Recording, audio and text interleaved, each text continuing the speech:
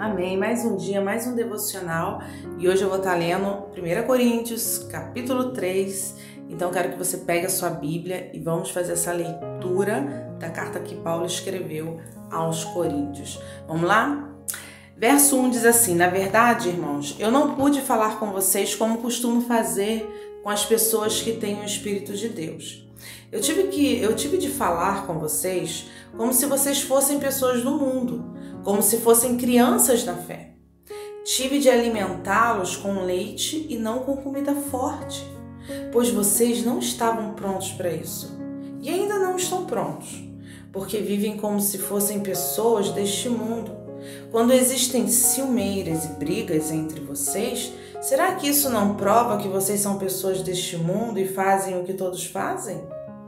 Quando alguém diz eu sou de Paulo e outro sou de Apolo, será que isso não está agindo? Será que assim não estão agindo como pessoas desse mundo? Afinal de contas, quem é Apolo? E quem é Paulo? Somos somente servidores de Deus, e foi por meio de nós que vocês creram no Senhor. Cada um de nós faz o trabalho que o Senhor lhe deu para fazer.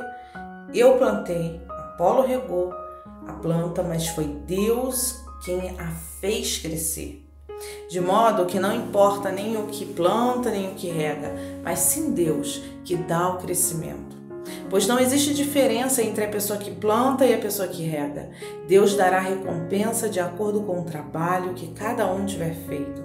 Porque nós somos companheiros de trabalho no serviço de Deus, e vocês são o terreno no qual Deus faz o seu trabalho. Vocês são também o edifício de Deus. Usando o dom que Deus me deu, eu faço o trabalho de um construtor competente. Põe um alicerce e outro constrói em cima dele. Porém, cada um deve construir com cuidado, porque Deus já pôs Jesus Cristo como o único alicerce e nenhum outro alicerce pode ser colocado. Alguns usam ouro, prata ou pedras preciosas para construírem em cima do alicerce. E ainda outros usam madeira, ou capim, ou palha. O dia de Cristo vai mostrar claramente a qualidade do trabalho de cada um, pois o fogo daquele dia mostrará o trabalho de cada pessoa. O fogo vai mostrar e provar a verdadeira qualidade do trabalho. Se aquilo que alguém construiu em cima do alicerce resistir ao fogo, então o construtor receberá a recompensa.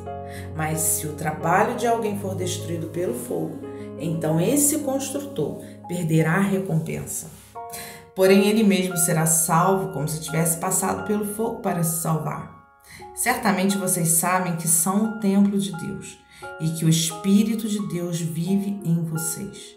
Assim, se alguém destruir o templo de Deus, Deus destruirá essa pessoa, pois o templo de Deus é santo e vocês são o seu templo.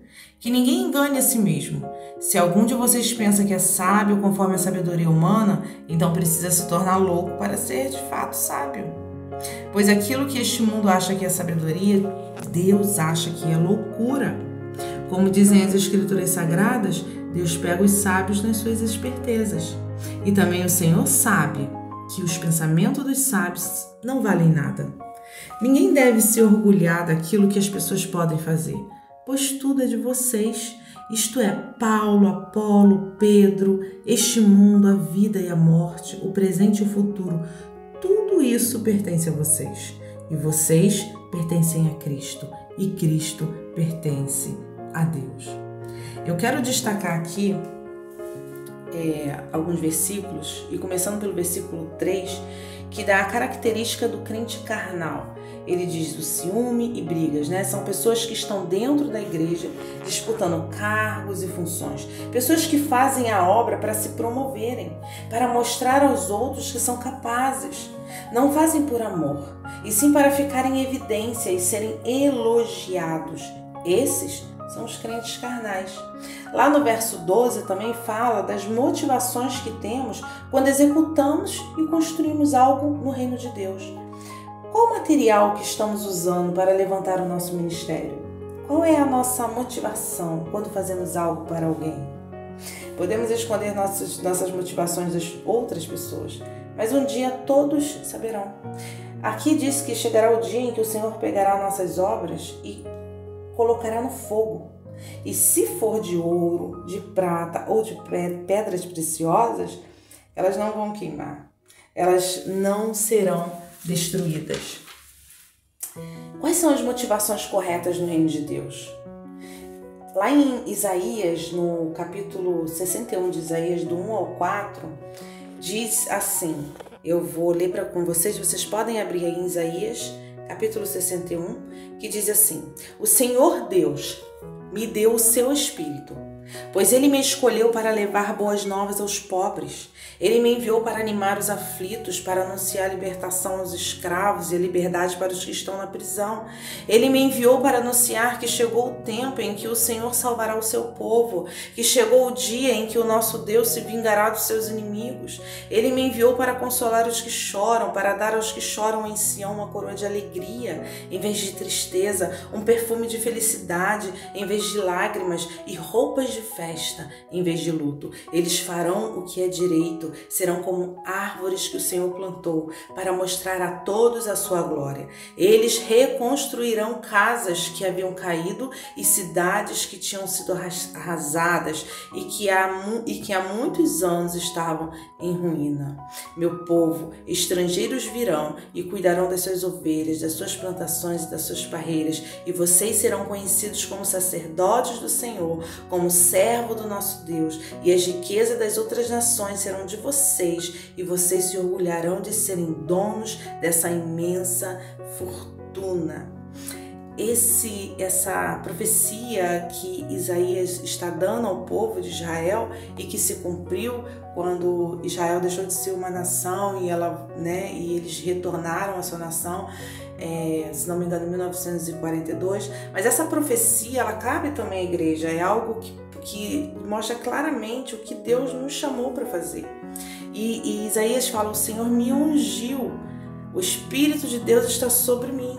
E o Espírito de Deus que estava sobre Isaías, hoje Jesus derramou esse Espírito. É o mesmo Espírito Santo que ontem eu estava falando, que ressuscitou Jesus, que ungiu Jesus. Esse mesmo Espírito está sobre nós, sobre os filhos de Deus. E esse Espírito tem a finalidade de nos ungir para levarmos boas notícias aos pobres, para animar os aflitos, para anunciar a libertação aos escravos, para libertar os que estão em prisão, para anunciar que o tempo de Deus chegou, o tempo da salvação chegou, que Deus está conosco, que Jesus é chegado ao reino de Deus, Jesus, as boas novas. Então, o Espírito de Deus nos unge para isso. Mas tem pessoas que falam: não, é que eu recebi a unção do Senhor, e elas começam a ter no seu coração a motivação de se autopromover, a motivação de mostrar que elas são capazes. Qual é a motivação certa?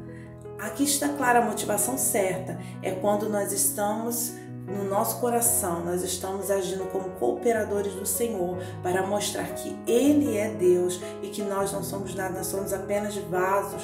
Nós estamos aqui com a motivação de servir em qualquer lugar. Qual é a sua motivação? É servir aos aflitos, aos pobres, aos necessitados. É a motivação de servo, servir a Deus. Então tem pessoas que usam: não, eu não quero ser servo, eu quero usar o trabalho do Senhor para me autopromover, para me colocar em evidência. Eu tenho que estar sempre em destaque. E essas pessoas não levantam outros ministérios, elas não fazem com que outras pessoas avancem, elas prendem as pessoas que têm o chamado para liderança, pessoas que têm o chamado para ensino, pessoas que têm vários chamados. Essas pessoas, elas bloqueiam elas, porque só eu posso estar em evidência, só eu tenho que estar na frente, ninguém pode mais, então elas vão bloqueando. Isso é uma motivação errada. Por quê?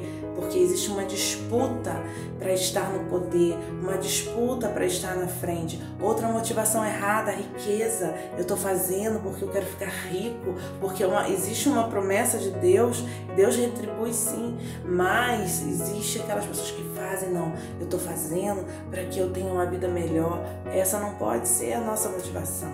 Então pense bem, qual é o material que nós estamos usando para construir o reino de Deus, para divulgar a palavra de Deus, para exercer o nosso ministério. Qual é o material que estamos usando sobre esse alicerce santo que é Jesus? É o ouro, a prata ou pedras preciosas, ou a madeira, o feno e a palha? As obras edificadas com feno e palha serão queimadas pelo fogo. Feno e palha são mentiras, orgulho, inveja, ciúmes. Seremos recompensados por Deus pelas boas obras. Aquelas obras que resistirem ao fogo, essas nós receberemos galardão de Deus. Então, muitas pessoas serão salvas naquele dia, mas por causa das suas más obras, elas não serão galardoadas e algumas poderão até perder a salvação. Mas a Bíblia diz que aqueles que terão as suas obras, elas resistirem ao fogo, esses serão salvos. Esses serão galardoados, Alguns serão salvos sem obras. Outros fizeram tantas coisas, como a Bíblia diz assim, que vai haver aquele dia que as pessoas vão dizer: Senhor, em teu nome eu preguei, eu profetizei. Deus vai falar assim: não vos conheço. Sabe? Então esse aí nem foi conhecido. Todas as obras foram queimadas e ainda trouxe condenação para ele, Então esse aí tá fora. Mas existem aquelas pessoas que vão também e as obras não as condenarão, Mas também não salva, tá, gente? Porque nós não somos salvos pelas obras, somos salvos pelo poder de Jesus através de aceitar o nome de Cristo como nosso Senhor e Salvador. Mas as nossas poderemos ser salvos sem obra alguma, sem galardão algum. Então nós temos que tomar cuidado com a motivação que está no nosso coração. No verso 16 e 17 fala que somos templos do Espírito Santo, tá? E que já é um outro assunto, que fala que somos templos do Espírito Santo e que não podemos destruí-lo, senão seremos destruídos por Deus. Aqui está falando sobre suicídio, tá? Quem tira a sua própria vida, Deus destruirá o seu espírito. Porque como Deus vai destruir quem já morreu, Então ele vai destruir o quê? Lançando a alma dessa pessoa no inferno. No verso 23 diz que nós pertencemos a Cristo, portanto tudo que vamos fazer tem que ter a direção e a permissão dele. Se fazemos algo fora do direcionamento de Jesus, estamos caminhando para a destruição. Obedecer a Cristo e se submeter a Ele é algo que precisamos fazer, e essa obediência nos trará paz, felicidade e satisfação.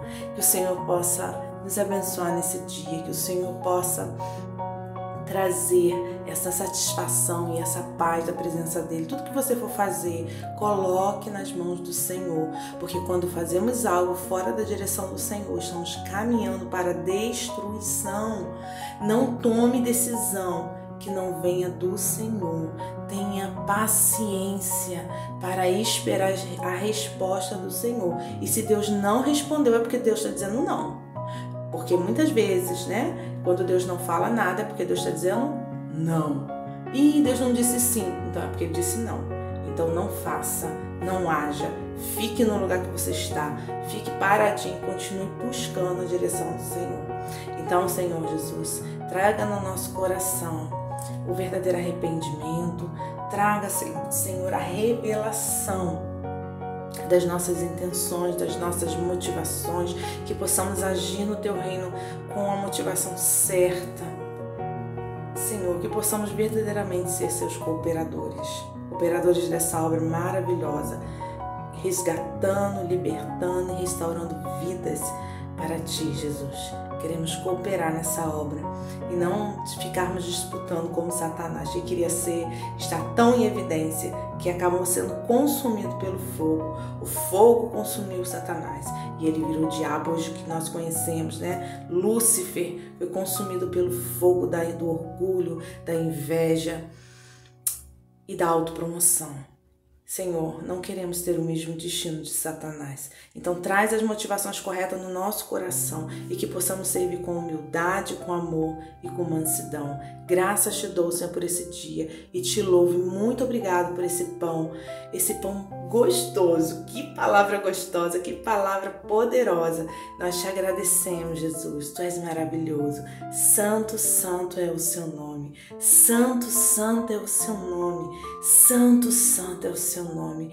Deus Todo-Poderoso. Aleluia. Glória a Deus.